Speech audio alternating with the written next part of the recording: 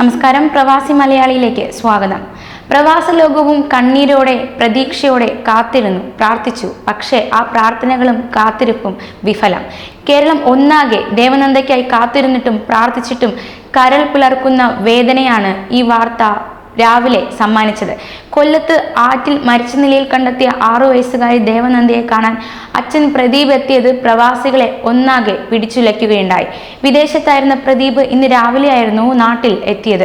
കുട്ടിയെ കാണാതായ വിവരം പോലീസ് അറിയിച്ചതിനെ തുടർന്ന് പ്രദീപ് നാട്ടിലേക്ക് ഇന്നലെ തിരിക്കുകയായിരുന്നു.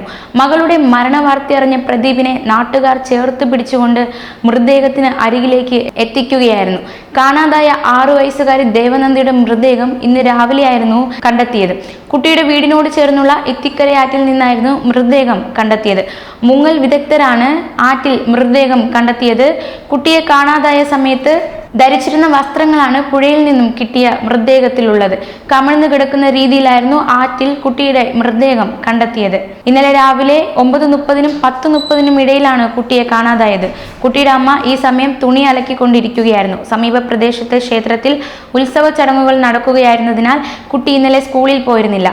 കുട്ടിയെ കാണാതായ വിവരം അറിഞ്ഞതോടെ ക്ഷേത്ര കമ്മിറ്റിക്കാരും നാട്ടുകാരും ഉൾപ്പെടെയുള്ളവർ തിരച്ചിൽ നടത്തിയിരുന്നു. കുട്ടിയെ കണ്ടെത്താൻ കഴിയാത്തതോടെ കണ്ണനല്ലൂർ പോലീസ് സ്റ്റേഷനിൽ വിവരം അറിയിക്കുകയായിരുന്നു. തുടർന്ന് പോലീസും അഗ്നിശമന സേനാംഗങ്ങളും തിരച്ചിൽ നടത്തുകയായിരുന്നു. കുട്ടിയുടെ തിരോധാനത്തിൽ ബാലാവകാശ കമ്മീഷൻ ഇന്നലെ കേസെടുത്തിരുന്നു. എന്നാൽ ഇന്ന് രാവിലെ കുട്ടിയുടെ മൃതദേഹം കണ്ടെത്തുകയായിരുന്നു. ഈ വാർത്ത പ്രവാസ ലോകത്തെ ഓരോ അച്ഛന്മാർക്കും വേദനിക്കുന്ന നൊമ്പരമാവുകയാണ്. ഒപ്പം ദേവനന്ദ ഒരു നോവായി ഓരോ പ്രവാസികളുടെ മനസ്സിൽ മാറിക്കഴിഞ്ഞിരിക്കുന്നു. കൂടുതൽ പ്രവാസി വാർത്തകൾക്കായി ഈ ചാനൽ സബ്സ്ക്രൈബ് ചെയ്യുക.